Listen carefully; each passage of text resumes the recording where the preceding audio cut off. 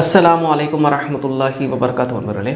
சில நாட்களுக்கு முன்னாடி நம்ம ஒரு கம்யூனிட்டி போஸ்ட் போட்டிருந்தோம். இந்த சேனலுடைய பேர் வந்து மாற்றலாமா, ஏதோ அந்நியமாக இருக்கிற மாதிரி ஒரு ஃபீல் ஆகுது அப்படின்ட்டு நான் சொல்லியிருந்தேன். அப்படி மாத்திரம் இருந்தால் என்ன பேர் வைக்கலாம் அப்படின்னு நம்ம கேட்டிருந்தப்ப பல தோழர்கள் வந்து வரிசையாக பல பேர்களை வந்து சொல்லியிருந்தீங்க. நம்ம போட்ட கம்யூனிட்டி போஸ்ட்டுக்கு பதில் கொடுத்ததுக்கு உங்களுக்கு ரொம்ப ரொம்ப நன்றிகளை நான் தெரிவித்துக்கொள்கிறேன். அதே சமயம் ஏராளமான பேர்களை சொல்லியிருந்தாலும் சில தோழர்கள் என்ன சொல்லியிருந்தாங்கன்னா, வேண்டாம், இந்த சேனலுடைய பேரே வந்து உங்களோட அடையாளப்படுத்தி பிரபலமாக இருக்குதானே, அப்படி இருக்கும் பொழுது எதுக்காக இதை மாற்றணும் அப்படின்னு வந்து சொல்லியிருந்தாங்க. அது என்னை ரொம்பவே சிந்திக்க வச்சுது. ஆகையினால சரி, நம்ம இப்போதைக்கு இந்த சேனலுடைய பேரை மாற்ற வேண்டாம் அப்படின்னு முடிவு பண்ணியிருக்கோம். ஆனால் பதில் கொடுத்த அத்தனை பேருக்கும் நான் வந்து என்னுடைய மனப்பூர்வமான நன்றிகளை தெரிவித்துக் கொள்கிறேன். இன்ஷா அல்லாஹ் நம்ம பதிவுக்குள்ளே போகலாம். இந்த பதிவு என்ன சம்மந்தமாக அப்படின்னு சொன்னாக்கா, இஸ்லாமிய பொருளாதாரம் சம்பந்தமாக நம்ம சில விஷயங்களை தெளிவுபடுத்தி கொள்ளலாம். ஏன் அப்படின்னா, பொதுவாகவே ஒரு மனிதன் இயங்கணும் அப்படின்னு சொன்னால் அவனுக்கு கண்டிப்பாக பொருளாதாரம் தேவை. பொருளாதாரம் அப்படிங்கிறது வாழ்வாதாரம் சம்மந்தப்பட்டது. அப்போ வாழ்வாதாரம் அவனுக்கு இருக்கணும் அப்படின்னா பொருளாதாரம் தேவையானதாக இருக்குது. அப்போ அந்த வாழ்வாதாரங்கிற அந்த உயிரோட்டம் மிக நிச்சயமாக பொருளாதாரத்தை சுற்றியே இருக்கிறதுனால பொருளாதாரம் சம்பந்தமான விஷயங்கள் இஸ்லாமிய அடிப்படையில் நாம் பார்க்க வேண்டியதுங்கிறது காலத்துடைய கட்டாயம். சரி, இந்த பொருளாதாரம் மனிதனுக்கு எந்த காலகட்டத்திலிருந்து தேவையானதாக இருக்குது அப்படின்னு நம்ம பார்த்தோம்னா, நம்ம சிந்திச்சு பார்த்தா மனிதன் இனத்துடைய ஆதிப்பிதா அப்படின்னு சொல்லக்கூடிய ஆதம் அலைஹிஸ்ஸலாம் அவர்களுடைய காலகட்டத்திலிருந்தே இந்த பொருளாதாரம் வந்து கண்டிப்பாக தேவையானதாக தான் இருந்திருக்கு. ஆதம் அலைஹிஸ்ஸலாம் அவர்களுக்கு காலகட்டத்தில் ஆட்சி கிடையாது, நிர்வாகம் கிடையாது, தேசமே கிடையாது. மொத்தமே அந்த ஒரு குடும்பம் மட்டும்தானே, அவங்களுக்கு மொத்த உலகமும் சொந்தம். அப்படி இருக்கிற நிலையில் அவங்களுக்கு எதுக்கு பொருளாதாரம் அப்படிங்கிற கேள்வி பல பேருக்கு வர்றது வந்து சகஜம்தான். ஆனால் என்ன இருந்தாலும் மனித இனம் எப்படி படைக்கப்பட்டிருக்குது அப்படின்னு சொன்னாக்கா, போகிற போக்கில் மற்ற உயிரினங்கள் கிடைக்கிறத மேய்ஞ்சிட்டு போகக்கூடிய அல்லது வேட்டையாடக்கூடிய நிலையில் இல்லை. மனித இனம் எப்படி இயங்கணும் அப்படின்னா, எப்படி இயங்கும் அப்படின்னா, அவனுக்கான பொருளாதாரம் என்னவோ அதை அவன் சேமித்து வைக்கணும். முதல்லையே அவனுக்கான வாழ்வாதாரம் என்னவோ அதை கொஞ்சம் சேமித்து வைக்கணும். அவனுடைய உணவுப் பொருட்களாக இருக்கட்டும், தண்ணீராக இருக்கட்டும், எப்பவும் அவனுடைய சேமிப்பில் இருந்துக்கிட்டே இருக்கணும். தவிர மற்ற உயிரினங்கள் மாதிரி மனிதன் வந்து திறந்த வெளியில் நாடோடி வாழ்க்கை வாழ முடியாது. மனித இனத்துடைய அந்த ஆரம்ப காலகட்டத்திலிருந்தே மனிதன் ஒரு இடத்துல நிலைத்து நின்று தான் வாழக்கூடியவனாக இருக்கிறான். இல்லையே, நம்ம ஸ்கூலில் படிக்கும்போது மனிதன் வந்து நாடோடியாக திரிஞ்சுக்கிட்டு இருந்ததாகவும் காலப்போக்கில் தான் அவனை வந்து நாகரிகமாக மாறினதாகவும் படித்தோம் அப்படின்னு நம்ம ஞாபகம் வரும். ஆனால் உண்மை என்ன அப்படின்னா, அது இறை மறுப்பு கொள்கையை சேர்ந்தவர்களால் வடிவமைக்கப்பட்ட ஒரு கல்வி அப்படிங்கிறதுனால அதில் வந்து அவங்க அப்படி தான் சொல்லிக் கொடுப்பாங்க. மனிதன் குரங்கிலிருந்து வந்தான் அப்படிங்கிற அந்த ஒரு விஷயத்தை தான் சொல்லிக் கொடுப்பாங்க. ஆனால் மனிதனுக்கும் மற்ற உயிர்களுக்குமான அந்த வேறுபாடுங்கிறது ரொம்ப ரொம்ப ரொம்ப ரொம்ப அதிகம். மனிதன் நம்ம ஏற்கனவே சொன்ன மாதிரி வாழ்வாதாரத்திற்கான பொருட்களை சேமிப்பிலேயே வச்சுருக்கணும். அப்போ சேமிப்பில் இருக்கணும் அப்படின்னு சொன்னாக்கா அதுக்கான தயாரிப்புகளில் அவன் ஈடுபடணும். மனிதன் வந்து திறந்த வெளியில் வசிக்க முடியாது. அதிகப்படியான வெப்பம், அதிகப்படியான குளிர் அவனால் தாங்க முடியாது. ஆனால் மற்ற உயிரினங்களுக்கு அப்படி கிடையாது. அதோடைய உடல் கரெக்டாக அதை ப்ரொடெக்ட் பண்ணும். இது போக மற்ற உயிரினங்கள்லாம் தேவைப்படும் போது தண்ணீரை அது தேங்கி இருக்கிற இடத்துல போயிட்டு குடிச்சிக்கும். ஆனால் மனிதன் அப்படிப்பட்டவனாக இருக்கிறதுக்கான வாய்ப்பு கிடையாது. மனிதன் குறைஞ்சது 1 மணி நேரம் 1.5 மணி நேரத்துக்கு ஒரு முறை அவன் தன்னுடைய தொண்டையை நினச்சிக்கிட்டே இருக்கணும். அப்போ அந்த தண்ணீருங்கிறது அவனுடைய சேமிப்பில் கண்டிப்பாக இருக்கணும். அப்போ சேமிக்கணும் அப்படின்னு சொன்னாக்கா அதுக்கு ஒரு பாத்திரம் கண்டிப்பாக தேவை. இது போக மற்ற விலங்குகள் எல்லாமே தன்னுடைய கழிவுகளை வெளியேற்றும் பொழுது அது நின்ன இடத்துலேருந்தே வெளியேற்றும். அதே இடத்துல அது சுற்றி சுற்றி வரும். அப்போ அதுக்கு துர்வாடை வராதா? நமக்கு வந்து பயங்கரமாக நாறுது அந்த விலங்குகள்லாம் வந்து கழிவுகளை வெளியேற்றும் போது அப்படின்னா அதுங்களுக்கு அந்த நாற்றம்ங்கிறது வாசனையாக இருக்கும். அதனால தான் அது எதிர்பாலினம் பார்க்கும்பொழுது டெம்ட் ஆகும். அதோடைய சிறுநீர், ஒரு மாட்டுடைய சிறுநீரோ ஆட்டுடைய சிறுநீரோ வெளியேறும் பொழுது அது இனச்சேர்க்கைக்கு தயாராக இருக்குது அப்படிங்கிற விஷயத்தை எதிர்பாலினம் அதை வச்சு தான் கண்டுபிடிக்கும். அது வந்து அப்படியே டெம்ட் ஆகி மிரள ஆரம்பிக்கும். அந்த அளவுக்கு வந்து அது கிறங்கடிக்கக்கூடியதாக இருக்கும். அதோடைய கழிவுகள் அதோடைய இனத்துக்கு அது வாசனையாக இருக்கிறது மட்டும் இல்லாமல் அதை வேட்டையாடி சாப்பிடக்கூடிய விலங்குகளுக்கு அது நல்லா அந்த கமகம வாசனை மாதிரி அதுக்கு வரும். அந்த அந்த கழிவுகளுடைய வாசனையை பார்க்கும் பொழுதே வேட்டை பிராணிகளுக்கு வாயில் எச்சி ஊறக்கூடிய அளவுக்கு அதோடைய வாசனைகள் இருக்கும். ஆனால் மனிதன் கழிவை வெளியேற்றும் பொழுது அதை அவன் சுத்தப்படுத்தி ஆகணும். ஏன்னா அதில் வரக்கூடிய அந்த துர்நாற்றம்ங்கிறது அவனாலையும் சகிச்சிக்க முடியாது, மற்றவங்களாலையும் சகிச்சிக்க முடியாது. அப்போ உயிரினங்கள் நின்ன இடத்துலையே கழிவை வெளியேற்றக்கூடிய நிலையில் இருக்கும் பொழுது மனிதன் தன்னுடைய கழிவை வெளியேற்றணும் அப்படின்னா அவன் இருக்கக்கூடிய இடத்துலேருந்து கொஞ்சம் தூரம் போயிட்டு தான் வெளியேற்ற முடியும். அது மட்டும் இல்லாமல் அதை அவன் சுத்தம் செஞ்சுக்கணும். இல்லை அப்படின்னா அது மற்றவங்களாலையும் அவனாலையும் சகிச்சிக்க முடியாதது மட்டும் இல்லை, அவன் அந்த சமுதாயத்திலேருந்தே விலக்கி வைக்கப்படக்கூடிய நிலைமை போகும்.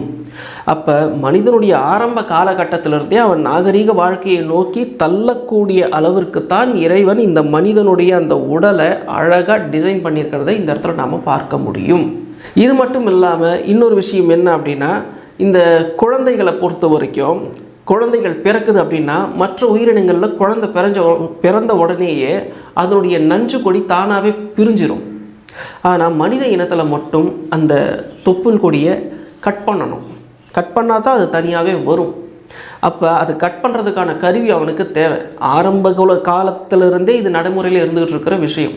அதுதான் ஆதம் அலைஹிஸ்ஸலாமுக்கு இறைவன் சில வார்த்தைகளை கற்றுக் கொடுத்தான் அப்படின்னு வரக்கூடிய அந்த குர்ஆன் வசனம் அதை தான் சொல்லுது. அப்போ இந்த உலகத்தில் எப்படி வாழணும் அப்படிங்கிற அந்த ஒரு விஷயம் முதல் மனிதன் மூலியமாகவே அறிமுகப்படுத்தப்பட்டு வானவர்களால் தொடர்ந்து அந்த காலகட்டத்தில் மனிதர்கள் வழி நடத்தப்பட்டு வந்திருக்கிறார்கள். அதற்கு பிறகுதான் தூதர்கள் வரக்கூடிய சூழ்நிலை எல்லாம் உருவாகுது.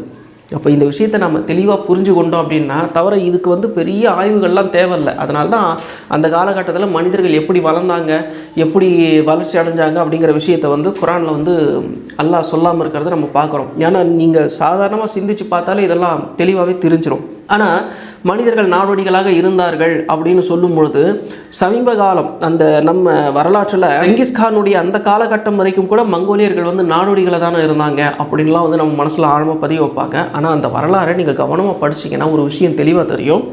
அந்த மங்கோலியர்கள் நாடோடிகளாக சுற்றிக்கிட்டு இல்லை, அவங்க குளிர்காலம் வரும்போது அங்கேருந்து அந்த குளிர் குறைவாக இருக்கக்கூடிய இன்னொரு இடத்த நோக்கி அவங்க நகருவாங்க. 6 மாதம் அந்த இடத்துல தங்குவாங்க. 6 மாதத்துக்கு அப்புறம் அங்கே தீவிரமான குளிர் உருவாகும் பொழுது ஏற்கனவே கிளம்புன அதே இடத்துக்கு சேருவாங்க. இதை நாடோடி வாழ்க்கைன்னு நம்ம பதிவு பண்ணி வச்சுருக்கிறோம்.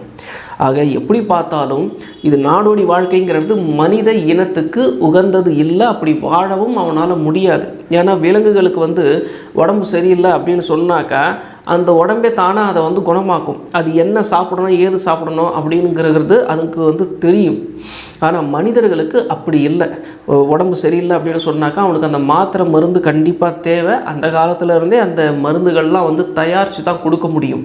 அப்போ அப்படிப்பட்ட சூழ்நிலையில் இவன் நாடோடியாக திரிந்திருக்க வாய்ப்பு கிடையாதுங்கிறது தான் 100% உண்மை.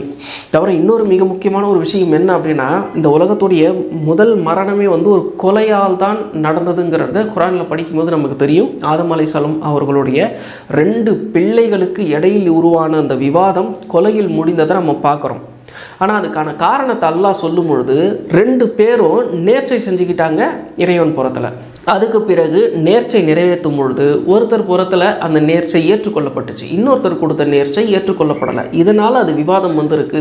அதனால் ஒருத்தர் கொஞ்சம் விவாதம் அதிகமாகி ஒருத்தர் இன்னொருத்தரை கொன்னுட்டார் அப்படிங்கிற அந்த ஒரு விஷயத்தை குர்ஆனில் அல்லாஹ் சொல்கிறத நம்ம பார்க்குறோம். கொஞ்சம் யோசிச்சு பாருங்கள். இந்த நேர்ச்சை பொருள் என்னவா இருந்திருக்கு அப்படின்னு நம்ம பார்க்கும் பொழுது முதல்ல அந்த நேர்ச்சை அப்படின்னு வரும் பொழுதே அந்த மனிதர்கள் எந்த அளவுக்கு இறைவனோட அந்த நம்பிக்கையில் ஊறி போயிருக்காங்கங்கிறது தெரியுது. தவிர அந்த நேர்ச்சைங்கிற அந்த ஒரு விஷயம் எப்படிப்பட்டதாக இருந்திருக்குது அப்படின்னு சொன்னால் ஒரு நாகரீகமான ஒரு சமுதாயத்தில் தான் அந்த நேர்ச்சையை நம்ம பார்க்க முடியும். அப்போ அன்றைக்கி அந்த மனித சமுதாயம் அப்படி இருந்திருக்கு அப்படிங்கிறதையும் நம்ம இந்த இடத்துல உணர்கிறோம். இது போக அந்த நேர்ச்சை என்ன கொடுத்தாங்க அப்படின்னு நம்ம பார்க்கும் பொழுது ஒருத்தர் பிராணி பலியை கொடுத்துருக்கார், இன்னொருத்தர் தானியங்களை கொடுத்துருக்கிறார்.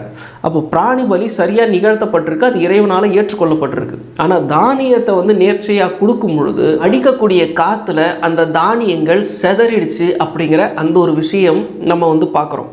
அப்போ இறைவனால் அது ஏற்றுக்கொள்ளப்படலை அப்படிங்கிற அந்த ஒரு விஷயம் நமக்கு தெரிய வருது. ஆனால் இந்த இடத்துல நம்ம பார்க்கக்கூடிய அந்த மிக முக்கியமான 2 விஷயம், பிராணி பலியை கொடுத்துருக்குறாங்க அப்படின்னு சொன்னாக்கா பிராணிகள் அப்போவே எப்போ அந்த முதல் குடும்பமே வளர்க்க ஆரம்பிச்சிருக்கு. அவங்களுக்கு தேவையான ஆடுகள் மாடுகள் கோழிகள் அதனால தான் பிராணி பலி கொடுக்க முடிஞ்சிருக்கு. அதே மாதிரி தானியம் வந்து ஒருத்தர் நேர்ச்சியாக கொடுக்குறாரு அப்படின்னு சொன்னாக்கா, தானியங்கள் சேமிக்கக்கூடிய அறிவு அவங்கக்கிட்ட அந்த முதல் குடும்பத்திலேயே முதல் தலைமுறையிலேயே வந்துருச்சுங்கிறதையும் நம்ம வந்து பார்க்குறோம். அப்போ இவ்வளவு தெளிவாக மார்க்கம் முந்தைய வேதங்கள் இந்த விஷயங்கள் பதிவு பண்ணி வச்சிருக்கு அப்படின்னு சொல்லும் பொழுது, இறைமறுப்பு சிந்தனையை கொண்டவங்க அவங்களுடைய கல்வியை நேக்க வடிவமைச்சு அவங்களுடைய சிந்தனையை இங்கே நமக்குள்ள கல்வி மூலயமா திணிச்சிருக்கிறாங்கன்றதுனால தான் இன்றைக்கும் மனிதன் எப்படி வந்தான் அப்படின்னு நம்ம பார்க்கும்பொழுது குரங்கிலிருந்து வந்தான் அந்த சிந்தனை தான் நமக்குள்ளே வரும். அதே மாதிரி ஆதி மனிதன் நிர்வாணமாகத்தான் திரிந்தான், குளிக்க மாட்டான், பல்லு வளர்க்க மாட்டான். பல்லு வளர்க்காமல் கிட்ட போனால் மனிதர்கள்கிட்ட எவ்வளவு துர்நாற்றம் வருங்கிறது நமக்கே தெரியும். ஆக அவங்க நிச்சயமாக தன்னுடைய வாயையும் தன்னுடைய உடலையும் சுத்தப்படுத்தி கொண்டிருப்பான்ங்கிறது நம்ம சிந்திச்சு பார்த்தாலே இந்த விஷயங்கள்லாம் தெரியும் பொழுது இதுக்கு மிகப்பெரிய ஆய்வுகள் தேவை கிடையாது. அதனால தான் இறைவன் இதெல்லாம் பெருசாக ஒரு விஷயமாகவே எடுத்துக்காமல் குரானில் அதை அழகாக அப்படியே தவிர்த்துட்டு போகிறதையும் நம்ம வந்து பார்க்குறோம். சரி, இதெல்லாம் நம்ம எதுக்காக பேசுகிறோம் அப்படின்னு சொன்னாக்கா, இந்த பொருளாதாரம் சம்பந்தமான அந்த ஒரு விஷயம், அந்த தானியங்கள், பிராணிகள் இதெல்லாம் வந்து அந்த முதல் தலைமுறையை வளர்க்க ஆரம்பிச்சிருக்குன்னு சொல்லும் பொழுது அதுதான் அவங்களுடைய வாழ்வாதாரமும் பொருளாதாரமும், அது அவங்களே ஸ்டாக் பண்ணி வச்சுருந்துருக்காங்க.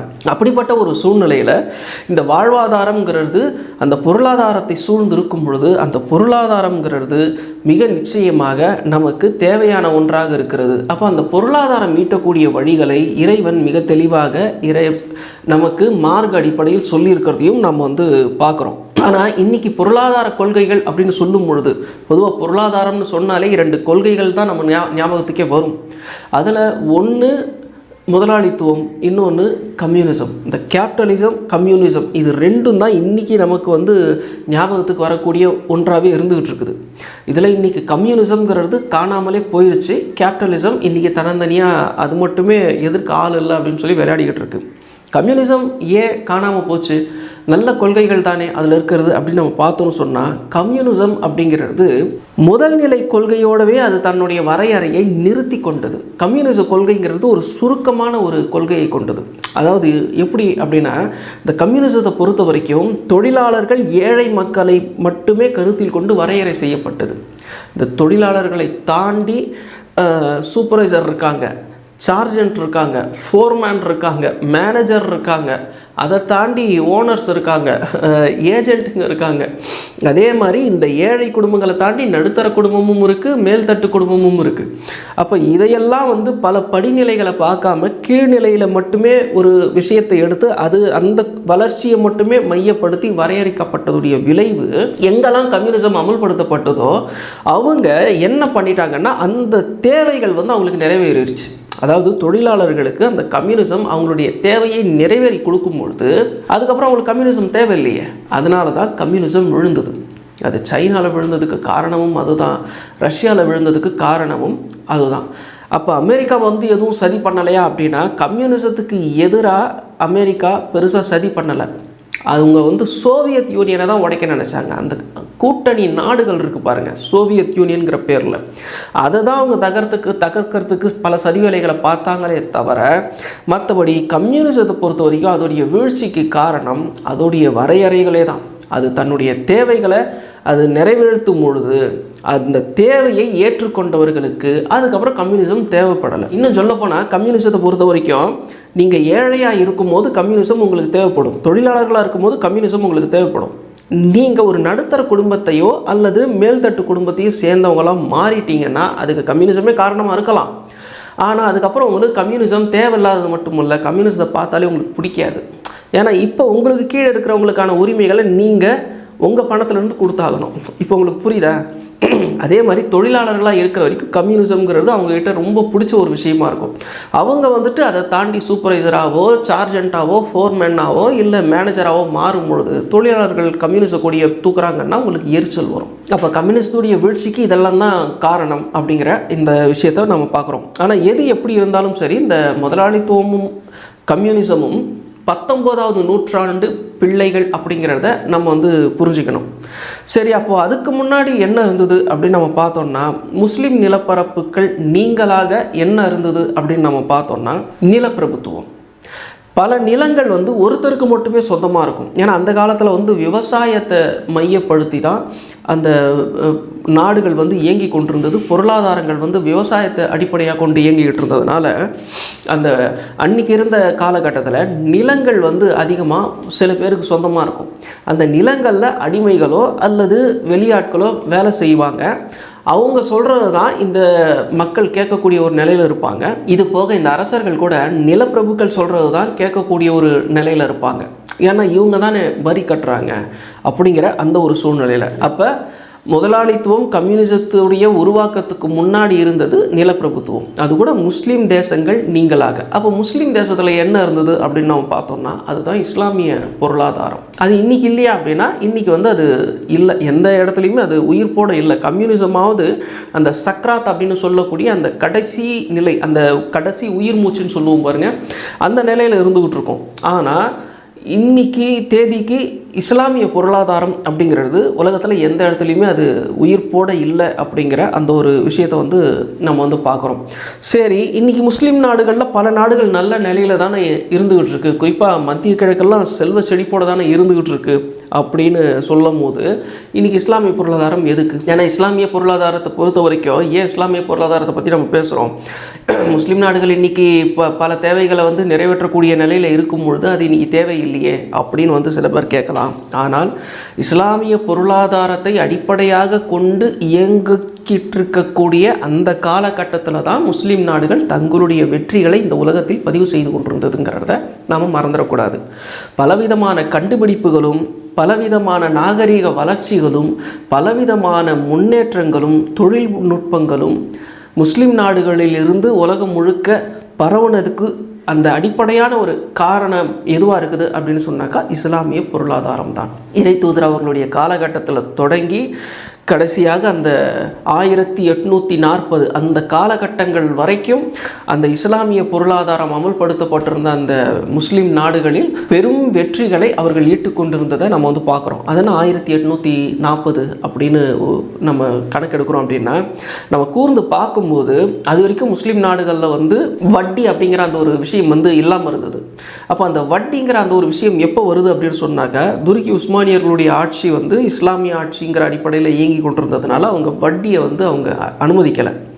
ஆனால் ஒரு கட்டத்தில் ஒட்டு மொத்தமாகவே வந்து அந்த அரசு வந்து பொருளாதார ரீதியாக ரொம்பவும் பெரிய சுணக்கம் ஏற்பட்டு அதுக்கு பிறகான ஒரு காலகட்டம் எப்படி மாறிடுச்சு அப்படின்னு சொன்னால் அவங்க வந்து வெளியில் யூரோப்பில் இருந்து அவங்க வந்து வட்டிக்கு வந்து கடன் வாங்கக்கூடிய ஒரு சூழ்நிலைக்கு தள்ளப்பட்டாங்க. அப்படி தள்ளப்படும் பொழுது தான் அவர்களுடைய ஒட்டுமொத்த வெற்றிகளும் நிறுத்தப்பட்டது. அதுக்கப்புறம் இந்த முதல் உலக யுத்தத்தில் அவங்க மொத்தமாகவே தொடச்சி எறியப்பட்டாங்க அப்படிங்கிற அந்த ஒரு விஷயத்தை நம்ம வந்து பார்க்குறோம். அப்போ அப்படி இருக்கும் பொழுது இந்த இஸ்லாமிய பொருளாதாரம் எந்த அளவுக்கு முஸ்லீம் நாடுகளில் முக்கியமான ஒரு தேவையாக இன்றைக்கும் இருக்குது அப்படிங்கிற அந்த ஒரு விஷயத்தை வந்து நம்ம உணர்ந்து கொள்கிறோம். சரி, இந்த இஸ்லாமிய பொருளாதாரங்கிறது இப்போதைக்கு தேவையா, ஏன் தேவை அப்படின்னு வரும்பொழுது இஸ்லாமிய பொருளாதாரங்கிறது முஸ்லீம்களுக்கு கடமையான ஒரு விஷயமா இருக்குது. தொழுகை மட்டுமல்ல, நோன்பு மட்டுமல்ல, அதையும் தாண்டி பொருளாதாரமும் முஸ்லீம்களுக்கு இறைவன் சொன்னபடி தான் இருக்க வேண்டும் அப்படிங்கிறது தான் கட்டளை. ஆனால் இங்கே என்ன பிரச்சனை அப்படின்னா இன்றைக்கி நம்பிக்கை அடிப்படையில் வெறுமனே தொழுகையும் நோன்பையும் வைக்கக்கூடிய சமுதாயமாக இயங்கி தங்களை சுருக்கி கொண்ட முஸ்லீம்கள் பொருளாதாரத்தை தொலைத்து விட்டார்கள் அப்படிங்கிறத அந்த ஒரு விஷயத்தை நம்ம பார்க்குறோம். தவிர பொருளாதாரம் அப்படின்னு நம்ம பார்க்கும் பொழுது இந்த உலகத்தில் மனிதன் எப்படி வாழணும் அப்படின்னு இறைவன் தன்னுடைய தூதர் மூலியமாக சொல்லி இருக்கிறத நம்ம வந்து பார்க்குறோம். அந்த இறைவன் தன்னுடைய அந்த இசத்தை இறை தூதர் மூலியமாக சொல்லியிருக்கிறதையும் நம்ம வந்து பார்க்குறோம். அந்த இசம் தான் இஸ்லாம். அதில் அந்த பொருளாதாரம் சம்பந்தமான விஷயங்கள் ரொம்பவும் முக்கியமான ஒரு விஷயமாக தான் இருக்குது.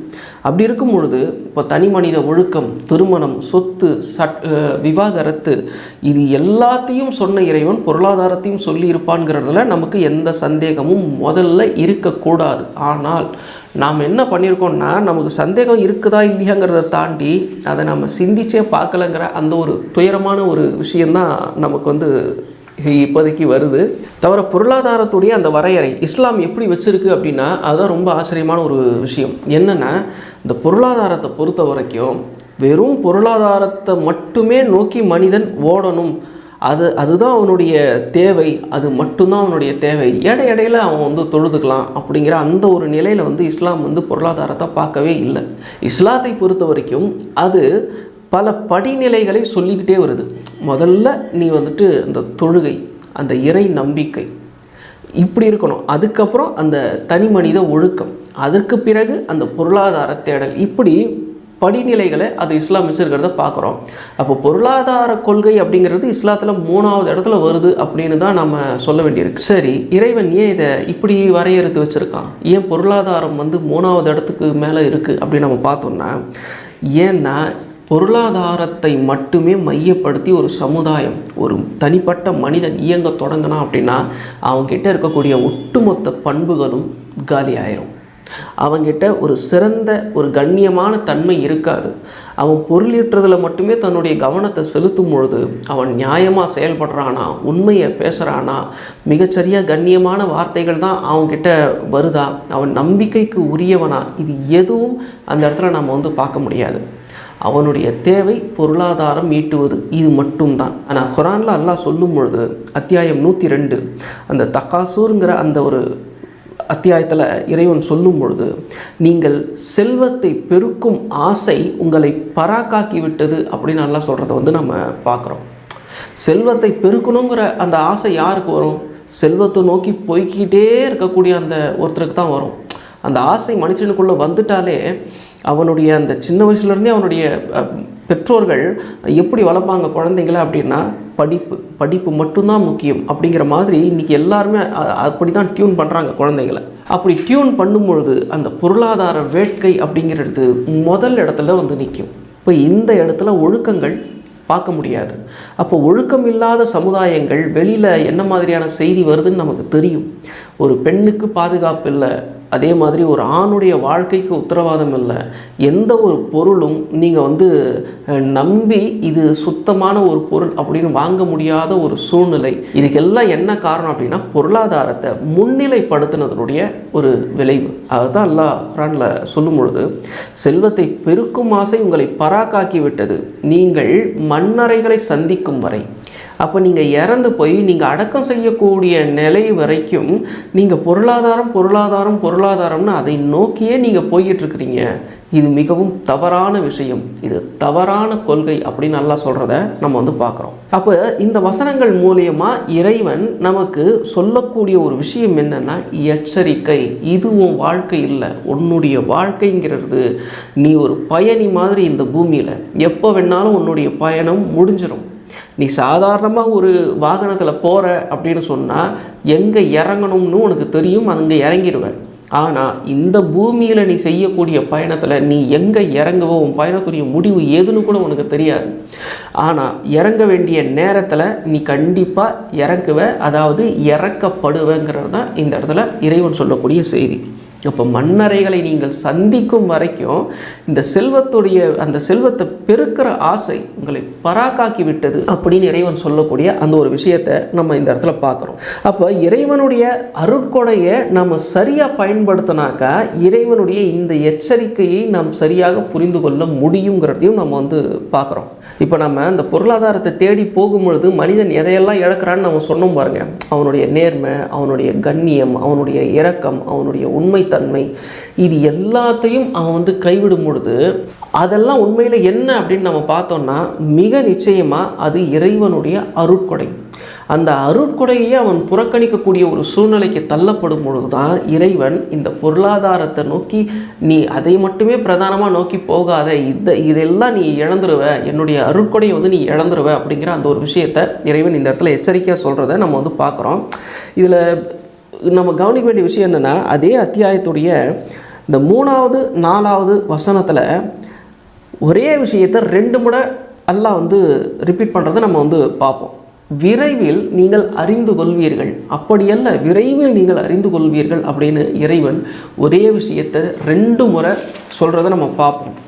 ஏன்னா அந்த விஷயம் மகத்தான விஷயமா இருக்கிறதுனால அது அழுத்தமாக மனிதர்களுக்கு பதியணும் அப்படிங்கிறது இறைவனுடைய விருப்பமாக இருக்கிறது அப்படிங்கிறத நம்ம பார்க்குறோம்.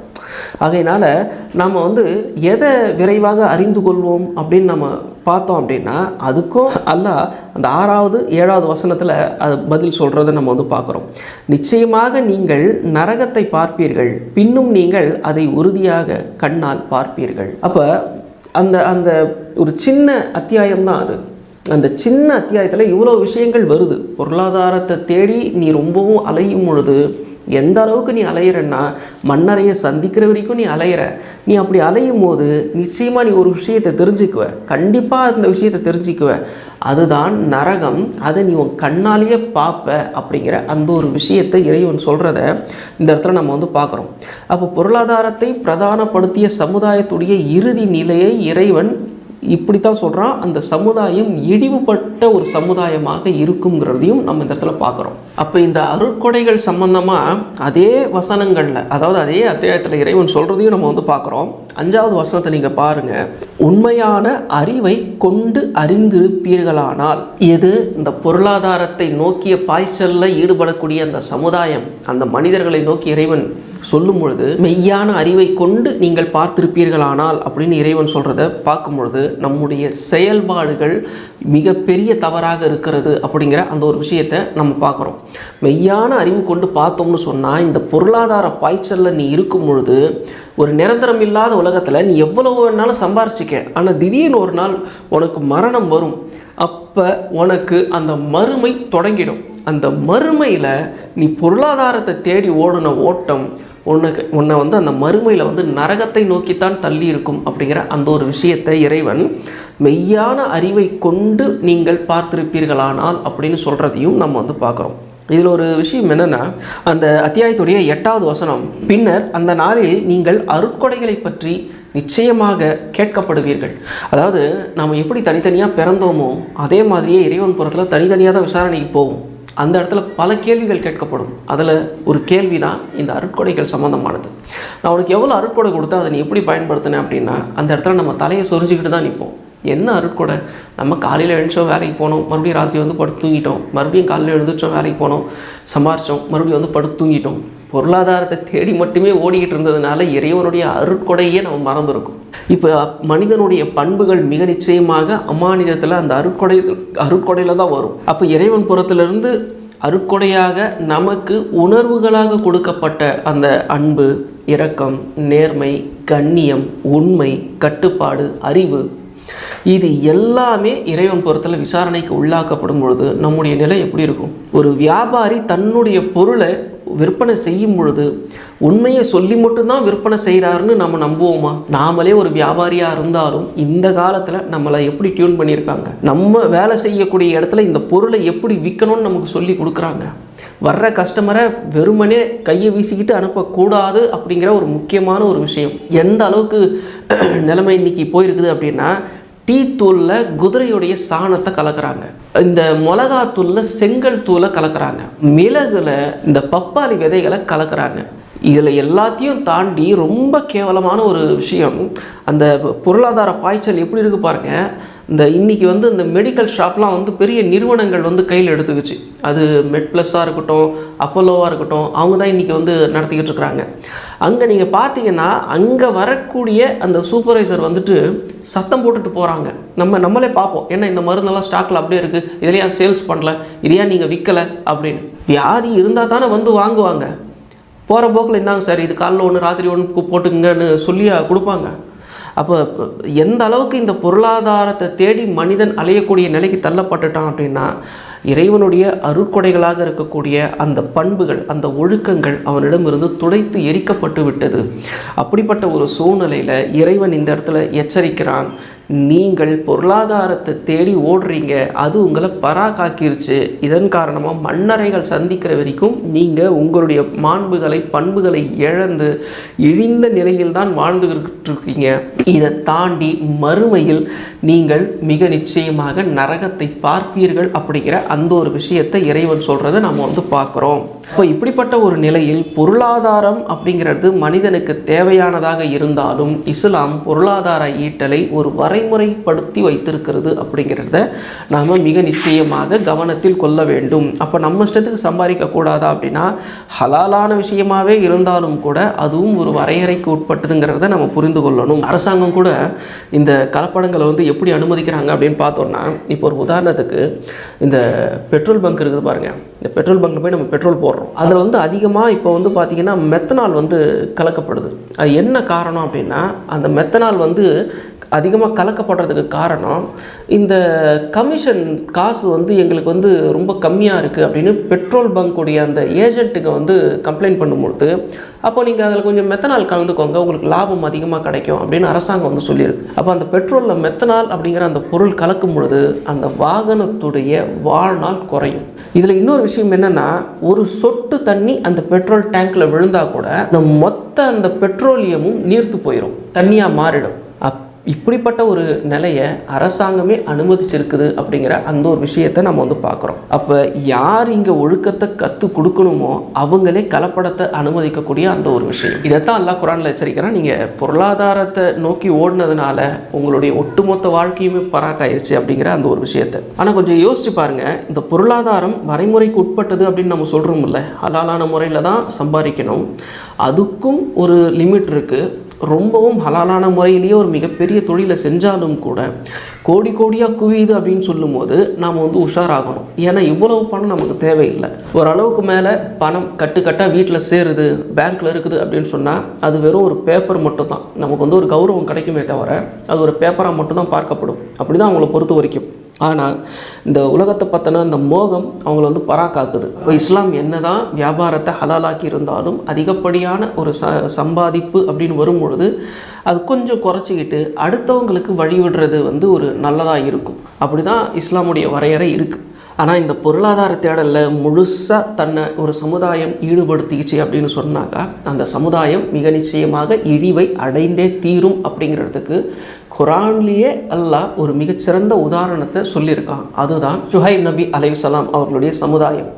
மத்தியன்கிற ஒரு நகரத்தில் வசித்த அந்த மக்கள். அந்த மக்களை பற்றின செய்தி குர்ஆனில் சில இடங்களில் இறைவன் சொல்லும் பொழுது அந்த மக்கள் பொருளாதாரத்தை மட்டுமே தேடி தேடி தேடி அலைஞ்சதுடைய விளைவு அந்த மக்கள்கிட்ட இரக்கமில்லை, நேர்மை இல்லை, அதே மாதிரி கண்ணியமான ஒரு செயல்பாடுகள் அவங்கக்கிட்ட காணப்படலை. அதன் மூலியமாக இறை நம்பிக்கையை அவங்கக்கிட்ட இருந்து தகர்த்து எரியப்பட்டுச்சு அப்படிங்கிற அந்த ஒரு விஷயத்தை நாம் அந்த மத்தியன்வாசிகள்கிட்ட இருந்து படிப்பினையாக எடுத்துக்க முடியும். அப்போ இறைவன் குர்ஆனில் சொல்லக்கூடிய எந்த ஒரு அறிவுறுத்தலும், எந்த ஒரு சமுதாயத்துடைய வாழ்க்கை வரலாறும், இறை தூதர்களுடைய வாழ்க்கையும் நமக்கு மிகச்சிறந்த படிப்பினையாக இருக்குது அப்படிங்கிற அந்த ஒரு விஷயத்தை நம்ம வந்து பார்க்குறோம். மத்தியன்கிற அந்த ஊரை சேர்ந்த மக்கள் பிரதானமான தொழில் என்னவாக இருந்திருக்குது அப்படின்னு சொன்னாக்கா வியாபாரம். வியாபாரிகளாகத்தான் அந்த மக்கள் வந்து அன்றைக்கி வாழ்ந்துருக்கிறாங்க. அந்த வியாபாரிகளாக வாழ்ந்த அந்த மக்கள் தங்களுடைய வியாபாரத்தில் கலப்படங்கள் அதிகமாக செஞ்சுருக்கிறாங்க. அளவு, நிலுவை எல்லாத்துலேயுமே மோசம் செஞ்சுருக்கிறதையும் நம்ம வந்து பார்க்குறோம். தவறான கணக்குகள் எழுதுறது, குறைவாக வாங்கினவங்க கூட அதிகமாக எழுதுன மாதிரி கணக்குகள் வாங்கி அதுக்கப்புறம் அதிகமான பணம் வந்து அவங்ககிட்ட இருந்து வாங்குறது. இது போக அவங்க தராசுகள்லேயே வந்து பலவிதமான ஏடாகூடமான விஷயங்கள் செஞ்சு எடை அடிக்கிறது. இதெல்லாம் வந்து ஒரு அந்த தொழிலில் இவங்க வந்து இந்த மாதிரியான குறுக்கு வேலைகள்லாம் செஞ்சுருக்கிறதையும் நம்ம வந்து பார்க்குறோம். இது போக பொருட்களில் கலப்படங்களும் அதிகமாக இருந்திருக்கு. இது எல்லாமே குர்ஆனில் நமக்கு இறைவன் அழகாக சொல்கிறதையும் நம்ம வந்து பார்க்குறோம். அப்போ இப்படிப்பட்ட சூழ்நிலையில் முழுவதுமாக இறை நம்பிக்கையிலிருந்து விலகி போன அந்த மக்களிடம் கருணை, இரக்கம், கண்ணியம் எதுவுமே இல்லாத சூழ்நிலையில் தான் அவர்களிலிருந்தே ஒரு மிகச்சிறந்த மனிதரை இறைவன் இறை தூதராக அனுப்புனதை நம்ம வந்து பார்க்குறோம். அந்த இறை தூதருடைய பேர் தான் ஷுஹைப் அவர்கள். ஷுஹைப் அலைஹிஸ்ஸலாம் அவர்கள் வெறுமனே இறை நம்பிக்கையை மட்டுமே அங்கே அவங்களுக்கு போதிக்கலை, நல்லொழுக்கங்களையும் போதிக்கிறாங்க. உங்களுடைய வியாபார முறை தவறாக இருக்குது, மற்றவங்க கிட்ட இருந்து, அதாவது ஹோல்சேல் டீலர்கிட்ட இருந்து நீங்கள் வாங்கும்போது நீங்கள் எப்படி வாங்குறீங்க அப்படின்னா பர்ஃபெக்டாக வாங்குறீங்க. ஆனால் மற்றவங்களுக்கு விற்கும் போது நீங்கள் வந்து கலப்படம் செஞ்சு விற்கிறீங்க, எடை அடிக்கிறீங்க, இதெல்லாம் தவறான விஷயம், தவறான கணக்குகள்லாம் நீங்கள் எழுதுறீங்க அப்படின்னு சொல்லும் பொழுது இறை தூதர் அவர்களாக வந்த ஷுஹைப் அலைஹிஸ்ஸலாம் அவர்களுக்கும் அந்த மத்தியன்வாசிகளுக்கும் இடையே மிகப்பெரிய வாக்குவாதமே நடக்கிறத நம்ம வந்து பார்க்குறோம். இந்த வாக்குவாதங்கள் முற்றி போய் பெரிய அளவில் கை கலப்பெல்லாம் கூட மூண்டிருக்கு அப்படிங்கிற அந்த ஒரு விஷயத்தை நம்ம வந்து தெரிஞ்சுக்கொள்கிறோம். இப்படிப்பட்ட சூழ்நிலையில் இவர்கள் திருந்துவதற்காக ஒரு நீண்ட காலம் கொடுக்கப்பட்டிருந்தது. அந்த காலகட்டத்தில் பலகீனமான சில பேர் அவரோடு இணைந்ததாக தெரிகிறது. அது கூட ஏழைகளாகத்தான் இருக்கும். ஏன்னா மிகப்பெரிய வியாபாரிகள் அவரோடு இணைந்திருக்கிறதுக்கு வாய்ப்பே கிடையாது. ஏன்னா அவரோட இணைஞ்சிருந்தாங்க அப்படின்னு சொன்னால் மிக நிச்சயமாக என்ன ஆயிருக்கும் அப்படின்னா, நம்ம வந்து இந்த தொழிலை விட்டு வெளியே போயிடணும், இல்லைன்னா நம்ம ஏழை ஆயிடுவோம் அப்படிங்கிற அந்த ஒரு சிந்தனை வந்து அவங்களுக்கு வந்து வந்திருக்கும். ஆக எக்காரணம் கொண்டும் அவங்க வந்துட்டு மிக நிச்சயமாக ஷுஹைப் அலைஹிஸ்ஸலாமோடு சேர்ந்து நேர்மையாக வியாபாரம் செய்திருக்க வாய்ப்பில்லை அப்படிங்கிறத நம்ம வந்து பார்க்குறோம். அப்போ குரானில் அல்லாஹ் சொல்லும் பொழுது அந்த 7வது அத்தியாயத்தில் 90வது வசனம், ஷுஹைபை நீங்கள் பின்பற்றினால் நஷ்டமடைந்தோர் ஆவீர்கள் அப்படின்னு மிகப்பெரிய வியாபாரிகள் சொல்லியிருக்கிறாங்க. அப்போ இதை வச்சு நம்ம பார்க்கும் பொழுது மிக நிச்சயமாக ஷுஹைப் அலைஹிஸ்ஸலாமோடு அந்த பெரும் வியாபாரிகள் இணைந்திருப்பதற்கான வாய்ப்புகள் அறவே இல்லைங்கிறத நம்ம வந்து பார்க்குறோம். எந்த அளவுக்கு இந்த மத்தியன்வாசிகளுடைய உள்ளத்திலிருந்து அந்த கண்ணியமும் இரக்கமும் போயிடுச்சு அப்படின்னு சொன்னாக்க, ஒரு நீண்ட காலம் ஷுஹைப் அலைஹிஸ்ஸலாம் அவர்கள் இந்த பிரச்சாரத்தில் ஈடுபட்டு இருந்தாலும் கூட அவங்களால் அதை ஏற்றுக்க முடியலங்கிறத தாண்டி இவருடைய பேச்சுக்கள் வந்து இவங்களுக்கு எரிச்சலை ஏற்படுத்துது. ஒரு கட்டத்துக்கு மேலே பொறுக்க முடியலை அப்படின்னு சொல்லும் பொழுது அவரை அடிக்கவும் கொலை செய்யவும் கூட அவங்க வந்து விரும்புகிறாங்கங்கிறதையும் நம்ம வந்து பார்க்குறோம். எந்த அளவுக்கு அப்படின்னு சொன்னால் அத்தியாயம் 11 91வது வசனம், ஷுஹைபே நீர் கூறுவதில் அதிகமானவை எங்களுக்கு புரியவில்லை, எங்களில் பலகீனராகவே உம்மை நாங்கள் கருதுகிறோம், உமது குலத்தார் இல்லாவிட்டால் கல்லெறிந்து கொன்றிருப்போம், நீர் எங்களை மிகைப்பவராக இல்லை என்று அவர்கள் கூறினார்கள். அப்போ இந்த மக்கள் வந்து எந்த அளவுக்கு எரிச்சலாக இருந்தது அப்படின்னா, ஒரு இறை தூதர்கிட்ட இப்படி ஒரு வன்மமான பேச்சை வந்து அவங்க சொல்லியிருப்பாங்க. நீ பேசுகிறது எதுவுமே எனக்கு புரியலப்பா அப்படிங்கிறாங்க. என்ன காரணம்? ஏன்னா இவர் பேசுகிறது எல்லாமே இவங்களுடைய வாழ்க்கைக்கே வந்து பேரிடியாக இருக்குது அப்படின்னு இவங்களாம் வந்து ஒரு ஃபீல்குள்ளே வந்துட்டதுனால இந்த பிரச்சனை. அது மட்டும் இல்லாமல் என்ன சொல்கிறாங்கன்னா, உங்கள் குலத்தை சேர்ந்தவங்க மட்டும் எங்கள் கூட இல்லை அப்படின்னா நாங்கள் கண்டிப்பாக உங்களை கல்லால் அடித்து சாகடிச்சிருப்போம் அப்படிங்கிறாங்க. அப்போ இந்த இடத்துல நம்ம தெரிஞ்சு கொள்ளக்கூடிய ஒரு செய்தி என்ன அப்படின்னா, இவர்களுக்குள் ஒரு அரசு நிர்வாகம் அப்படிங்கிறது இல்லாமல் இருந்திருக்கு. எப்படி நபி முகமது ஸல்லல்லாஹு அலைஹி வஸல்லம் அவர்களுடைய காலகட்டம் வரைக்கும் அரேபியாவில் அரசாங்கம் இல்லையோ, குல தலைவர்கள் ஒன்று சேர்ந்து ஒரு நிர்வாகம் புரிந்து கொண்டிருந்தார்களோ, அதே மாதிரி ஷுஹைப் அலைஹிஸ்ஸலாம் அவர்களுடைய காலகட்டத்தில் மத்தியனில் ஒரு அரசு கிடையாது, அரசன் இல்லைங்கிறதையும் நம்ம வந்து பார்க்குறோம். ஏன்னா அரசன் இருந்திருந்தால் ஷுஹைப் அலைஹிஸ்ஸலாம் அவர்களுடைய இந்த பிரச்சாரத்துக்கு அரசனே வந்து மிகப்பெரிய ரியாக்ட் பண்ணியிருப்பாங்கிறதையும் நம்ம வந்து பார்க்குறோம். ஏன்னா ஷுஹைப் அலைஹிஸ்ஸலாம் அவர்களுடைய பேச்சு பொருளாதாரம் சம்பந்தமானது, அது அரசனையும் பாதிக்குங்கிறத நம்ம வந்து பார்க்குறோம். அப்போ இவங்க என்ன சொல்கிறாங்கன்னா, நீங்கள் வந்து உங்களுடைய குலம் உங்கள் கூட இல்லைன்னா நாங்கள் வந்து உங்களை அடித்தே கொன்னுருப்போம், அதுவும் கல்லால் அடித்தே கொன்னுருப்போம் அப்படின்னு சொல்லக்கூடிய ஒரு செய்தி இறைவன் சொல்கிறத நம்ம பார்க்குறோம். அப்போ மத்தியனில் ஒரு நீண்ட கால பிரச்சாரத்தை செய்த ஷுஹைப் நபி கடைசியில் அவருடைய பிரச்சாரம் எடுபடாமல் தோல்வியில் முடிந்தது. ஆனால் அந்த தோல்வி மத்தியன்வாசிகளின் தோல்விங்கிறத நம்ம வந்து பார்க்குறோம். அப்போ இதோடைய காரணம், இதோடைய நிலைமை என்ன ஆச்சு அப்படின்னா, இறைவன் ஷுஹைப் அலைஹிஸ்ஸலாம் அவர்களுக்கு ஒரு செய்தியை கொடுக்குறான். அவ்வளோதான், உங்களுடைய வேலை முடிஞ்சிருச்சு. ஒரு நீண்ட காலம் நான் அவங்களுக்கு அவகாசம் கொடுத்தேன், வேலைக்காகலை. அவங்க வந்து அந்த சமுதாயத்தை நான் அழிச்சிடுறேன், ஆனால் அதை மட்டும் நீங்கள் அவங்ககிட்ட சொல்லிவிட்டு நீங்கள் விலகிடுங்க அப்படின்னு சொன்னதை நம்ம வந்து பார்க்குறோம். அதுக்கு பிறகு இறைவன் அவர்களை அழித்ததை 11வது அத்தியாயம் 94வது வசனத்தில் நம்ம பார்க்குறோம்.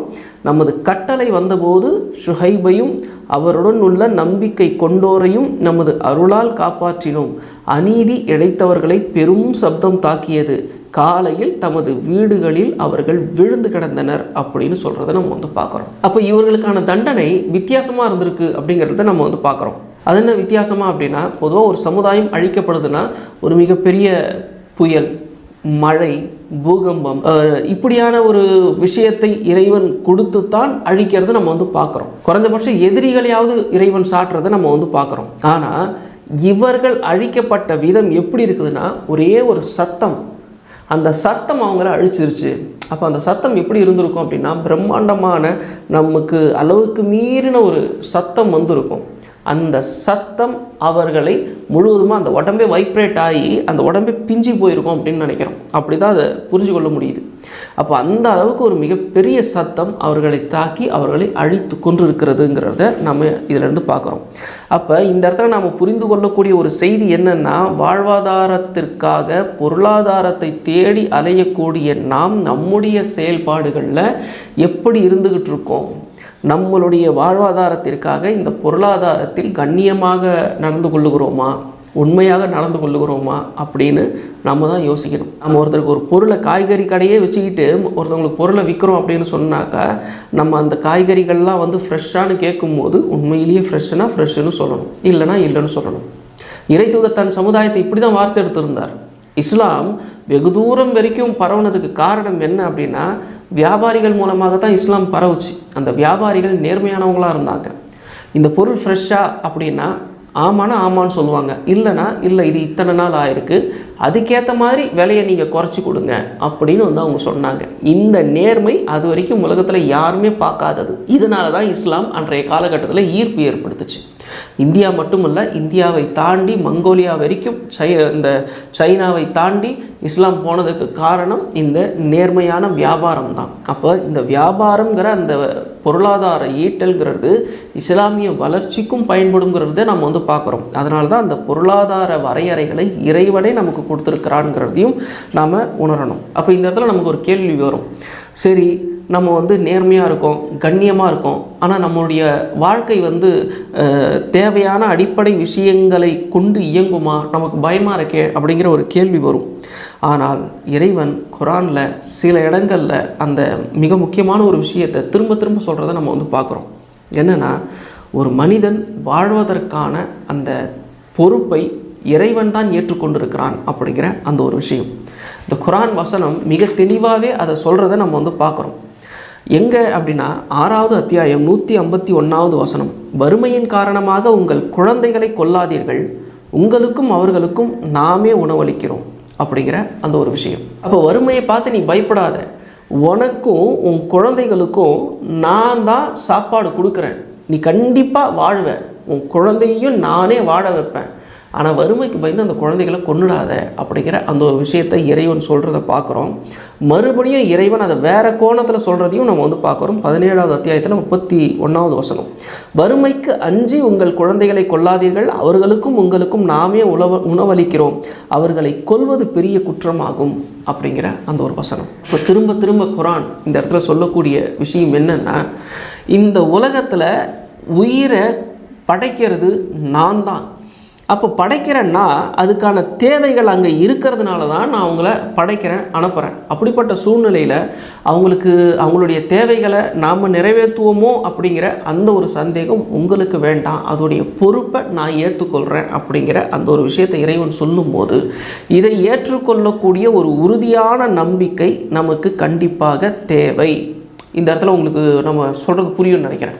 நம்ம ஏன் இதை சொல்கிறோம் அப்படின்னா, இன்றைக்கும் பல குழந்தைகள் கொல்லப்படுது. வறுமைக்கு பயந்து, பொருளாதாரத்துக்கு பயந்து தான் குழந்தைகள் கொல்லப்படுகிறது. இந்தியாவில் அதிகமான பெண் குழந்தைகள் கொல்லப்படுகிறது அப்படின்னு சொல்கிறோம். உலகம் முழுக்க சில ஆண் குழந்தைகளும் கொல்லப்படத்தான் செய்கிறது ஏழை நாடுகளில். இது பிறந்து என்ன பண்ண போகுது அப்படின்னு. தமிழில் ஒரு பழமொழி சொல்லுவாங்கள்ல, மரத்தை வச்சவன் தண்ணி ஊற்றுவான்னு. அதை தான் குரான்லேயும் எல்லாம் சொல்கிறான்.